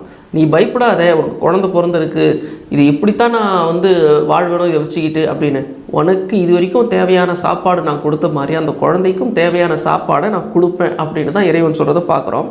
இதில் ஹைலைட்டான ஒரு விஷயம், அதாவது ஒரு ஒரு என்ன சொல்கிறது, கிரீடம் வச்ச மாதிரி ஒரு வசனம் 11வது அத்தியாயத்தில் 6வது வசனம். அதில் இறைவன் சொல்கிறது, பூமியில் உள்ள உயிரினம் எதுவாக இருந்தாலும் அவற்றிற்கு உணவளிப்பது அல்லாவின் பொறுப்பாகும், அவற்றின் வசிப்பிடத்தையும் அவை சென்றடையும் இடத்தையும் அவன் அறிவான், ஒவ்வொன்றும் தெளிவான பதிவேட்டில் உள்ளது. இப்படி ஒரு வசனத்தை இறைவன் சொல்லும் பொழுது இந்த வசனத்தை நாம் சரியாக உள்வாங்காமல் இருக்கிறது நம்மளுடைய தப்பு தானே. மனிதர்கள் மட்டுமல்ல, ஒட்டுமொத்த உயிர்களுக்கும் தேவையான உணவு அளிக்கக்கூடிய பொறுப்பு என்கிட்ட தான் இருக்குது, அதுக்கு நான் கொடுப்பேன். அதை சொல்லிட்டு அந்த வசனத்தில் இருக்கக்கூடிய அந்த நுணுக்கம் பாருங்கள், அவை வசிக்கும் இடத்தையும் அவை சென்றடையும் இடத்தையும் அவன் அறிவான். அப்போ இந்த இந்த இந்த விஷயம் என்ன சொல்லுதுன்னா, அவன் ஒரு உயிரினம் ஒரு இடத்துல பிறக்குது அப்படின்னா அது வசிக்கிற இடம் எனக்கு தெரியும், அப்போ அதுக்கான உணவை நான் அந்த இடத்துல ஏற்பாடு பண்ணிவிடுவேன். அது சென்றடையும் இடமும் எனக்கு தெரியும், அதுக்கான உணவை நான் அங்கேயும் அதுக்கு வச்சுருக்கேன். எந்த உயிரினமும் தன்னுடைய உணவை தன்னுடைய முதுகுகளில் வைற்றுக்கொண்டு திரிவதில்லை அப்படின்னு இறைவன் சொல்லும் பொழுது, சுபான் அல்லாஹ், எப்படிப்பட்ட ஒரு விஷயம். எல்லா படைப்புகளுக்கும் நான் தான் பொறுப்பாளி அப்படின்னு குரான் எவ்வளோ அழகாக சொல்லுது. ஆனால் மனித இனம், முஸ்லீம்களையும் சேர்த்தே சொல்கிறோம், பொருளாதாரத்தை தேடி அலையக்கூடிய ஒரு சமுதாயமாகவே இந்த மனித இனம் மாறிவிட்டதுங்கிறது ஒரு வருத்தத்துக்குரிய ஒரு விஷயந்தான். இந்த வசனங்கள் மூலியமாக இறைவன் தன்னுடைய மகத்துவம், மாண்பு, ஞானம், இரக்கம், ஜீவகாருண்யம் எல்லாத்தையுமே சொல்லியிருக்கும் பொழுது கோட்டை விட்டிருப்பது இறைவன் அல்ல, நாம்ங்கிறத நாம் புரிஞ்சு கொள்ளணும். அப்போ இஸ்லாம் அப்படிங்கிற இந்த மார்க்கம் அந்த பொருளாதார வரம்புகளை எவ்வளவு தெளிவாக நமக்கு புரிய வைத்து கொண்டு வருகிறது. இந்த இடத்துல பொருளாதாரத்தை கருத்தில் கொண்டு நீங்கள் எதையும் பயப்பட வேண்டாம், உங்களுக்கு நான் இருக்கேன் அப்படின்னு ஆறுதல் சொல்லக்கூடிய விஷயம், இது எல்லாத்தையும் நம்ம பார்த்து கொண்டே வர்றதையும் நம்ம பார்க்குறோம். சரி, இந்த பொருளாதாரத்தை தேடி மனிதன் போகும் பொழுது தன்னுடைய சந்ததிகளை கூட கருவிலையோ அல்லது பிறந்த உடனேயோ கொல்லக்கூடிய அளவுக்கு அந்த மனிதன் கடினமாக மாறுதில்ல. இது எந்த இடத்துல இந்த தவறு நிகழுது அப்படின்னு நம்ம பார்க்கும்பொழுது நமக்கு ஒரு விஷயம் கிளியர் கட்டாக புரியுது. அது என்ன அப்படின்னா, மனிதன் தன்னுடைய அடிப்படை தேவைகளை தாண்டி அந்த ஆடம்பர வாழ்க்கைக்கு அவன் ஆசைப்படுறான். அந்த சூழ்நிலையில் பிறக்கிற இந்த குழந்தை நம்மளுடைய அந்த ஆடம்பர தேவைகளை நோக்கி நகர முடியாமல் ஆக்கி விடுமோ அப்படிங்கிற அந்த ஒரு பயம் அவனை அந்த கொலை செய்ய வைக்குது அப்படிங்கிற அந்த ஒரு விஷயத்தை நம்ம பார்க்குறோம். இது போக சரியில்லாத அந்த சமுதாய கட்டமைப்பு, இது ஒரு முக்கியமான ஒரு காரணம். அது என்ன சரியில்லாத ஒரு சமுதாய கட்டமைப்பு அப்படின்னு சொல்லும் பொழுது, இப்போ இந்தியாவிலேயே நீங்கள் எடுத்துக்கோங்களேன், வரதட்சணை அப்படிங்கிற அந்த ஒரு மிக முக்கியமான ஒரு விஷயம். வரதட்சணைங்கிறது பெண்களை மையப்படுத்துகிற ஒரு விஷயம். அந்த விஷயத்துக்காகத்தான் பெண் குழந்தைகள் இங்கே கொல்லப்படுகிறார்கள். எந்த அளவுக்கு அப்படின்னா, அரசாங்கத்துடைய அந்த புள்ளி விவரமே சொல்லுது, வருஷத்திற்கு 10 லட்சத்துக்கும் அதிகமான பெண் குழந்தைகள் கொல்லப்படுகிறார்கள், கருவிலோ அல்லது பிறந்த உடனேயோ அப்படின்னு. இன்றைக்கும் இது நடந்துகிட்டு இருக்குங்கிறது தான் வேதனையோடு பேசிக்கிட்டு இருக்கிறோம். ஆனால் இது வெளியில் தெரியக்கூடிய ஒரு விஷயம். ஒருவேளை இதை விட அதிகமாக இருக்கலாம், ஏன்னா தெரியாமல் நடக்கக்கூடிய ஒரு விஷயம் கண்டிப்பாக அதிகமாக தான் இருக்கும். நம்ம எப்படி சொல்கிறோம் அப்படின்னு சொன்னாக்கா, இன்றைக்கும் குழந்தை ஆணாக இருக்கிறதா பெண்ணாக இருக்கிறதா அப்படின்னு தெரியாத நிலையிலேயே பல அபாஷன்கள் நடக்குது. அதெல்லாம் ஏன் நடக்குது அப்படின்னா, இது பிறந்தால் மறுபடியும் நம்ம வளர்க்கணுமே, ஒருவேளை பிறக்கிறது பெண் குழந்தையாக இருந்துட்டா அப்படிங்கிற அந்த ஒரு எண்ணம் மிக முக்கியமான ஒரு காரணம். அப்போ இதையெல்லாம் நம்ம பார்க்கும் பொழுது அரசாங்கத்துடைய புள்ளி விவரப்படி 10 லட்சத்துக்கும் அதிகம். ஆனால் நம்ம இந்த கணக்கு வச்சு பார்க்கும்போது ஒரு 20 லட்சத்தை தாண்டலாம். கொஞ்சம் யோசிச்சு பாருங்கள், 20 லட்சத்தை தாண்டுது அப்படின்னு சொன்னால் அந்த 10 வருஷம், ஒரு வருஷத்துக்கு 20 லட்சம் சொல்லும்போது 10 வருஷம் கழித்து பார்க்கும்போது 2 கோடிக்கும் அதிகமான பெண் குழந்தைகளை நாம் பலி கொடுத்துருக்குறோம். உங்களுக்கு புரியும்னு நினைக்கிறேன். அப்போ சமுதாயத்துடைய தவறான கட்டமைப்பு என்ன, அந்த வரதட்சணை அப்படிங்கிற அந்த ஒரு விஷயம்.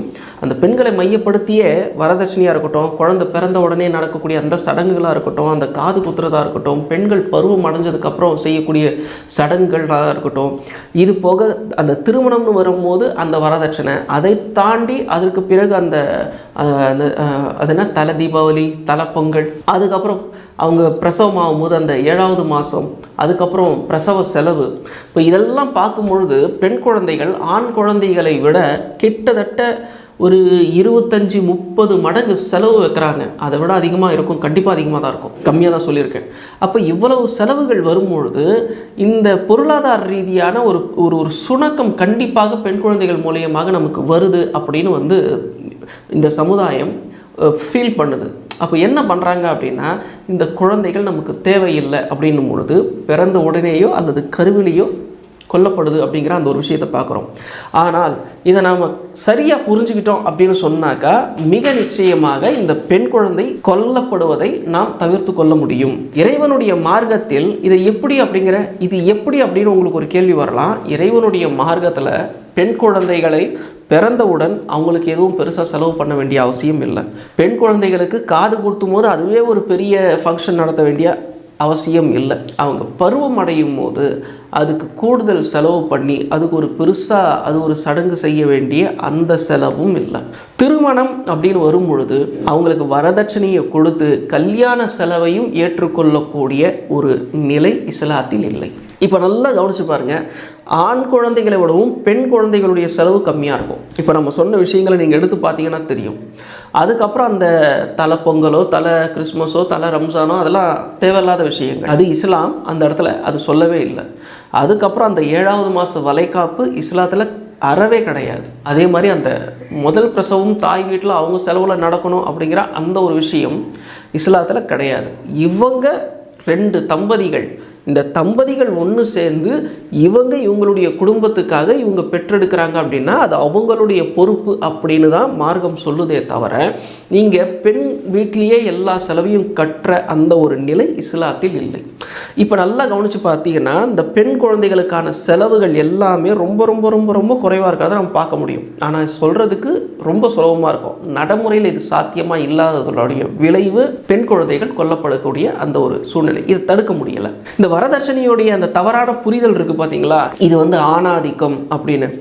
இது முதல்ல வரதட்சணைங்கிறது ஆணாதிக்கமே கிடையாது. ஏன் அப்படி சொல்கிறோம் அப்படின்னா வரதட்சணையை பொறுத்த வரைக்கும் முழுக்க முழுக்க பெண்கள் தான் வாங்குறாங்க. இதை சொல்லும் போது சில பேருக்கு அதிர்ச்சியாக இருக்கும், என்னங்க சொல்கிறீங்க அப்படின்னு. உண்மையில் வரதட்சணையை பொறுத்த வரைக்கும் பெண்கள் தான் வாங்குறாங்க. தன்னுடைய மகனுடைய பேரால், தன்னுடைய சகோதரனுடைய பேரால், அதாவது மாமியாரும் நாத்தனாரும் ஒன்றா உட்காந்து கன்சல்ட் பண்ணி தான் இத்தனை சவரன் தாலி, இத்தனை கிராமில் வளையல், இத்தனை சவரனில் ஒரு நெக்லஸ்ஸு, அதே மாதிரி இத்தனை லிட்டர் கிரைண்டரு, இதெல்லாம் பையன் நான் சொல்லிட்டு உட்காந்துருக்குறான். இன்னும் சொல்லப்போனால் பையன் இன்றைக்கி முஸ்லீம் வீடுகளில் நமக்கு தெரிஞ்சு 90% பசங்க வரதட்சணை வாங்காதுன்னு தான் சொல்கிறாங்க.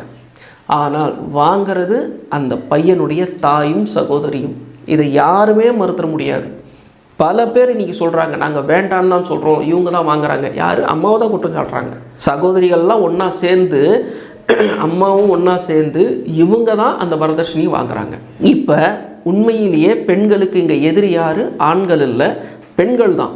ஆனால் சினிமாவும் சீரியலும் எப்படி கட்டமைக்குதுன்னா இது ஒரு ஆணாதிக்கமாக கட்டமைக்குது. எந்த ஆம்பளை தாலி இத்தனை சவரனில் வேணும்னு சொல்லுவான், எந்த ஆம்பளை இத்தனை சவரனில் வளையல் போடுங்கன்னு சொல்லுவான். இப்போ வரதட்சணையை பொறுத்த வரைக்கும் ஆண்கள் எதிர்பார்க்கறது கிடையாது, இது பெண்கள் சம்பந்தமான விஷயம். ஆனால் இதில் ஆணாதிக்கம்ங்கிற ஒரு சாயம் பூசப்பட்டிருக்கு அப்படிங்கிறது தான் இந்த இடத்துல நம்ம பார்க்கக்கூடிய விஷயம். அதெல்லாம் கிடையாது, ஆண்கள் தான் வாங்குறாங்க அப்படின்னு சொன்னாக்கா இந்த புரிதல் ஏற்படாத வரைக்கும் இந்த வரதட்சணையை ஒழிப்பதுங்கிறது கஷ்டம். ஆனால் சில முஸ்லீம்கள் கேட்கலாம், முஸ்லீம் சமுதாயத்தில் பெண் குழந்தைகள் கொல்லப்படுறது இல்லையே அப்படின்னு. உண்மையிலேயே கொல்லப்படுறது இல்லையா அப்படின்னா பிறந்த உடனே கொல்லப்படுறது இல்லை. அரசாங்கமே சொல்லியிருக்கு, பிஜேபி அரசாங்கம் கூட அதை பாராட்டியிருக்கு, பெண் குழந்தைகள் இங்கே கொல்லப்படுறது இல்லை அப்படின்னு. வரவேற்க வேண்டிய விஷயம். ஆனால் கருவில் கொல்லப்படவில்லை அப்படின்னு நீங்கள் நினச்சிக்கிட்டு இருக்கிறீங்கன்னா அது உங்களை நீங்களே ஏமாற்றிக்கிற மாதிரி தான். பல வீடுகளில், பல முஸ்லீம் வீடுகளில் இதை சொல்கிறதுக்கு வருத்தமாக தான் இருக்குது, ஆனால் அதுதான் உண்மையும் கூட. பல குடும்பங்களில் ஒரு குழந்தை 2 குழந்தை ஆனதுக்கப்புறம் 3ஆவதாக ஒரு குழந்தை இருக்குது, மறுபடியும் கர்ப்பமாகறாங்க அப்படின்னு சொன்னால் அந்த நிலையில் ஒருவேளை இந்த பெண் குழந்தையாக பிறந்துட்டா அப்படின்னு நினச்சி கரு கலைக்கிறாங்கங்கிறது தான் உண்மை. இதுதான் யதார்த்தம். இதை யாருமே மறுத்துட முடியாது. பல வீடுகளில் இது நடந்துக்கிட்டு தான் இருக்குது. அதாவது முஸ்லீம் சமுதாயம், நான் திரும்பவும் சொல்கிறேன், பிறந்த குழந்தையை கொல்வதில்லை, ஆனால் கருவில் கொன்று கொண்டிருக்கிறார்கள் இந்த பொருளாதாரத்திற்கு பயந்து. ஆனால் குரானில் அல்லாஹ் மறுபடியும் அந்த வசனத்தை நீங்கள் நினச்சி பார்த்தீங்கன்னா தெரியும், வறுமைக்கு பயந்து உங்கள் குழந்தைகளை கொல்ல வேண்டாம், அவர்களுக்கும் உங்களுக்கும் நாமே உணவளிக்கிறோம் அப்படிங்கிற அந்த ஒரு விஷயத்தை சொல்கிறத இந்த இடத்துல நம்ம பார்க்குறோம். அப்போ கரு வருது, கரு பிடிச்சிட்டாங்க அப்படின்னா மிக நிச்சயமாக அதை கலைப்பதுங்கிறது இஸ்லாத்தில் ஏற்புடையது அல்ல அப்படிங்கிறது தான் இந்த இடத்துல விஷயம். தவிர எல்லாருடைய பொருளாதாரமும் நிலையானது இல்லைங்கிறது நம்ம வரலாறுலையும் பார்ப்போம், கண்ணாலேயே பார்ப்போம். சில பேர் பொருளாதாரத்தில் உச்ச நிலைக்கு போவாங்க, அதுக்கப்புறம் அவங்க கொஞ்சம் கீழே இறங்குவாங்க. சில பேர் கீழ் நிலையில் இருப்பாங்க. ஒரு 10-15 வருஷம் கழித்து பார்த்தோன்னா அவங்களுடைய வாழ்க்கை நிலை மேலே இருக்கும். அப்போ இதெல்லாம் நம்ம பார்க்கும்பொழுது பொருளாதாரம் அப்படிங்கிறது அந்த வெற்றி மாதிரி தான், போர் வெற்றி மாதிரி தான். அது மாறி மாறி இறைவன் கொடுத்துக்கிட்டு இருக்கிறத நம்ம பார்க்குறோம். ஏன் கண்ணுக்கு எதிரையே உலக கோட்டீஸ்வரர்கள் அப்படின்னு தங்களை அடையாளப்படுத்தி கொண்டவங்க ஒரே நாளில் பல லட்சம் கோடியை இழக்கிறதையும் நம்ம பார்க்குறோம். அப்போ நாம் புரிந்து கொள்ளக்கூடிய ஒரு விஷயம் என்ன அப்படின்னா, பொருளாதார தேவைங்கிறது நமக்கு கண்டிப்பாக வேணும், இல்லைன்னு இல்லை. ஆனால் அதற்காக பயந்து நம்முடைய பிள்ளைகளை, நம் குடும்ப உறுப்பினர்களை கருவிலோ அல்லது பிறந்த உடனேயோ கொல்வதுங்கிறது மிக நிச்சயமாக தவறானதுங்கிறத நாம் புரிந்து கொள்ளணும். அப்போ பொருளாதார தேவையை இறைவன் அறிந்தவனா, அவன் நமக்கு தேவையான விஷயத்தை கொடுத்துருவானா அப்படிங்கிற ஒரு கேள்வி நமக்கு வரும். கண்டிப்பாக இறைவன் நம்மை படைத்திருக்கிறான் அப்படின்னா நமக்கு தேவையான விஷயங்களை அவன் கொடுப்பான். இதை வரலாறுல நம்ம எப்படி பார்ப்போம்? பல உதாரணங்கள் இருக்குது. நம்ம பார்க்கக்கூடிய உதாரணம் என்ன அப்படின்னா, மக்காவாசிகள் இறைத்தூதர் நபி ஸல்லல்லாஹு அலைஹி வஸல்லம் அவர்களுடைய காலகட்டத்தில் அவங்க எதிர்த்துக்கிட்டு இருந்தாங்க. மக்காவாசிகள் அந்த குறைஷி குலத்தவங்க அவங்க ஏன் எதிர்த்தாங்க அப்படின்னா பல காரணங்கள். அதுக்கு மிக முக்கியமான காரணம் அந்த பொருளாதாரம். முகமது அவங்க சொன்ன மாதிரி நாங்கள் ஓரிரை கொள்கையை ஏற்றுக்கிட்டோம் அப்படின்னா இங்கே இருக்கிற 360 சிலைகளும் காணாமல் போயிடும். 360 சிலைகளையும் வணங்குறதுக்காகத்தான் வெளிநாடுகளிலிருந்து அரேபியா மொத்த பகுதியிலிருந்தும் இங்கே தினம் வந்து யாத்ரிகள் வந்துக்கிட்டு இருக்கிறாங்க. வர்றவங்க எங்ககிட்ட வியாபாரம் பண்ணும்போது நாங்கள் மிகப்பெரிய வியாபாரிகளாக, நாங்கள் மிகப்பெரிய பணக்காரர்களாக இருந்துக்கிட்டு இருக்கிறோம். ஆனால் முகமது சொன்ன மாதிரி நாங்கள் ஏற்றுக்கிட்டோம் அப்படின்னு சொன்னால் அந்த ஓர் இறைவனை இவங்க யாருமே இங்கே வரமாட்டாங்க. அப்படி வராமல் போயிட்டாங்க அப்படின்னு சொன்னால் நாங்கள் ஏழைகளாக மாறிடுவோம். வறண்ட பிரதேசம், தண்ணி கூட இல்லாத ஒரு பிரதேசம் இது.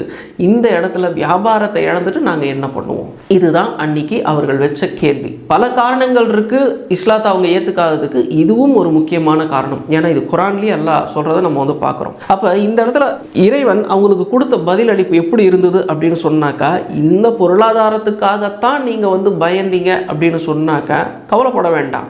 கூடிய சீக்கிரமே அல்லாஹ் உங்களுக்கு இப்போ இருக்கிற நிலையை விடவும் மிகப்பெரிய அளவில் பொருளாதாரத்தை கொடுக்க போதுமானவன் அப்படின்னு. உண்மையில் அதுதான் நடந்ததுங்கிறதையும் நம்ம வந்து பார்க்குறோம். அப்போ அன்னைக்கு எதிர்த்த அந்த குறைஷிகள் ஒரு கட்டத்துக்கு மேலே இஸ்லாத்தை தவிர்க்க முடியாது அப்படிங்கிற அந்த ஒரு விஷயத்தை உணர்ந்துட்டாங்க. அப்போ என்ன ஆகுது அப்படின்னு சொன்னாக்க, அவர்களும் இஸ்லாத்தை முழுமையாக ஏற்றுக்கொண்டார்கள். மக்கா வெற்றிக்கு பிறகு ஒரு வருஷத்துக்குள்ளாகவே அவங்க என்ன பண்ணிட்டாங்கன்னா மொத்தமாகவே இஸ்லாத்தை ஏற்றுக்கொள்ளக்கூடிய ஒரு சூழ்நிலை உருவாயிருந்தது. அப்போ இறைவன் அவர்களுக்கு முன்னாடி கொடுத்த அந்த வாக்குறுதி இருக்கு பாருங்க, இதை விடவும் பெரிய அளவில் உங்களை வந்து பொருளாதாரத்தை மேம்படுத்துவேன் அப்படின்னு, அது அங்கே நடந்ததையும் நம்ம வந்து பார்க்குறோம். எல்லா தரப்பு மக்களும் இஸ்லாத்தை ஏற்றுக்கொண்டதற்கு பிறகு, பயபக்தி இன்னும் அதிகமானதுக்கு பிறகு அந்த 360 சிலைகள் அங்கேருந்து அகற்றப்பட்டுடுச்சு, உடைக்கப்பட்டுடுச்சு, பூமியில் புதைக்கப்பட்டுடுச்சு. ஆனால் இஸ்லாத்தை ஏற்றுக்கொண்ட மக்கள் அரேபியாவிலிருந்து மட்டும் இல்லாமல் அரேபியாவை தாண்டி இருந்தும் வர ஆரம்பித்தாங்க.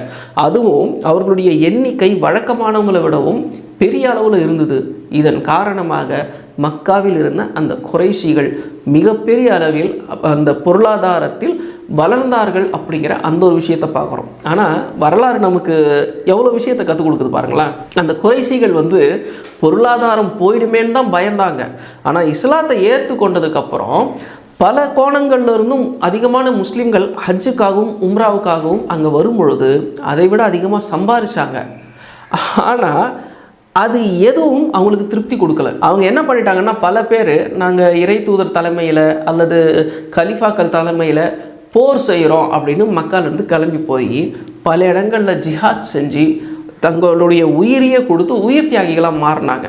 அப்போ எவ்வளோ விந்தையான ஒரு விஷயம் பாருங்கள். இதெல்லாம் பொருளாதாரத்தை தேடி அலைஞ்ச காலம் போய் இறை நம்பிக்கை ஏற்றுக்கொண்டு பொருளாதாரம் முந்தி விடவும் அதிகமாக சேரும் பொழுது, இல்லை எனக்கு இது வேண்டாம், எனக்கு மருமதான் வேணும்னு கிளம்பி போய் அந்த பாலை மணல், அந்த சுடு மணலில் தண்ணி கூட கிடைக்காத சூழ்நிலையில் நாக்கு வறண்டு சண்டை போட்டு உயிர் தியாகம் பண்ணக்கூடிய நிலைக்கு அந்த மக்காவாசிகள் மாறி இருந்தாங்கங்கிறதையும் நம்ம வந்து பார்க்குறோம். ஆக இந்த பொருளாதாரம் அப்படிங்கிற அந்த ஒரு விஷயம் ஒரு மனிதர்களுக்கு தேவையானது தான். ஆனால் இறை நம்பிக்கை அடிப்படையில் அந்த பொருளாதாரத்தை நாம் ஈட்டும் பொழுது பொய் பேசாமல் வியாபாரம் செய்யணும். பொய் பேசாமல் கஸ்டமர்கிட்ட எந்த ஒன்றையும் நாம் வந்து வெளிப்படையாக சொல்லணும். நீங்கள் இந்த பொருளை கேட்குறீங்க, இதோடைய ஃபெசிலிட்டி இவ்வளவு தான், இதை தாண்டி நீங்கள் எதிர்பார்க்க முடியாது, இதோடைய லைஃப் வந்து இவ்வளோ தான் இருக்கும், இதெல்லாம் கஸ்டமர்கிட்ட நாம் தான் தெளிவாக எடுத்து சொல்லணும். ஐயோ அவங்க வாங்காமல் போயிட்டா பரவாயில்ல, வாங்க வேண்டாம். அவங்களுக்கு திருப்தி இல்லாத பொருள் அவங்க வாங்காமல் இருக்கிறது தானே சிறந்தது. அதே மாதிரி கறி கடைக்கு போகிறோம், இது என்ன கறி, அது என்ன கறி அப்படின்னு கேட்கும் பொழுது இது இப்போ வெட்டினது, இது நேற்று வெட்டினதுலாம் சொல்ல மாட்டாங்க, கலந்து கொடுத்துக்கிட்டே இருப்பாங்க. இதெல்லாம் ஏற்றுக்கொள்ள முடியாத ஒரு விஷயங்கிறத நம்ம வந்து பார்க்குறோம். இஸ்லாத்தை பொறுத்த வரைக்கும் மிக அழகான உதாரணங்கள் பொருளாதார ரீதியாக இன்னும் சொல்லிக்கொண்டே போகலாம்ங்கிறதையும் நம்ம வந்து பார்க்குறோம். அதே மாதிரி குரானில் இறைவன் இதுக்கு முன்னாடி இருந்த சமுதாயங்களை பற்றி சொல்லும்பொழுது கூட, அந்த சமுதாயங்கள்லாம் நான் அழித்தேன், அவங்க இவங்களோட பலமானவங்களாக இருந்தாலும் நான் அவங்கள அழிச்சிட்டேன் அப்படின்னு சொல்லும் பொழுது, அந்த இறைவன் சொல்லக்கூடிய அந்த பலம் எதை பற்றியது அப்படின்னு சொன்னால் அந்த பொருளாதாரம். அது எகிப்தில் இருந்த அந்த ஃப்ரௌனுடைய அந்த அரச குடும்பமாக இருக்கட்டும், அவங்களாம் பொருளாதார வல்லரசு.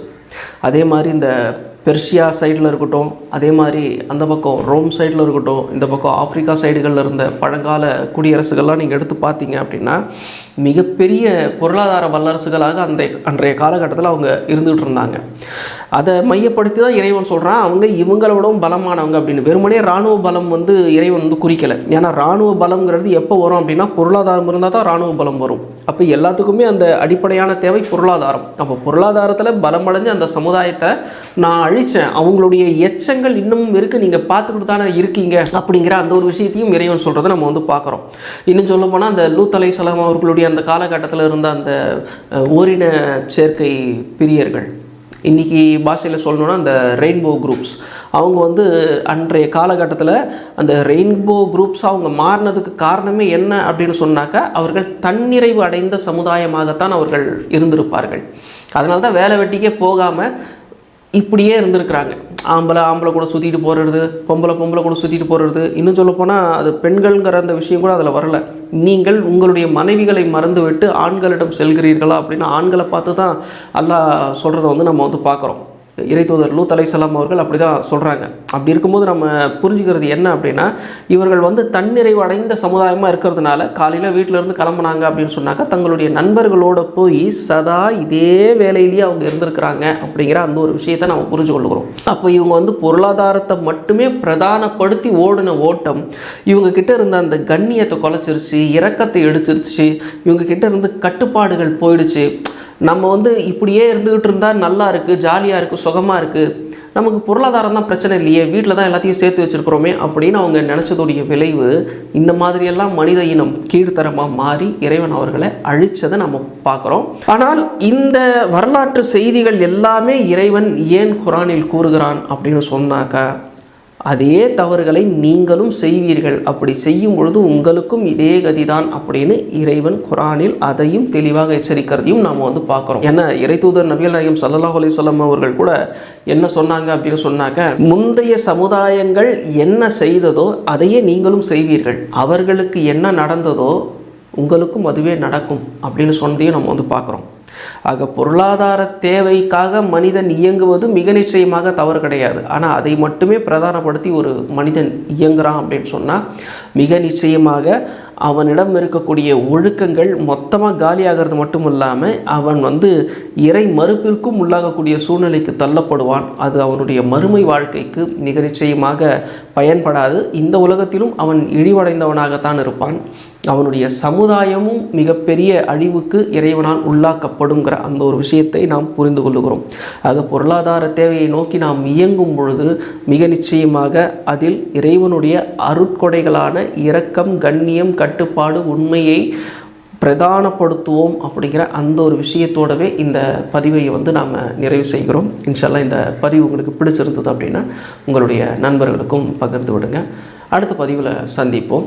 அஸ்ஸலாமு அலைக்கும் வரஹ்மத்துல்லாஹி வபரகாத்துஹு நண்பர்களே.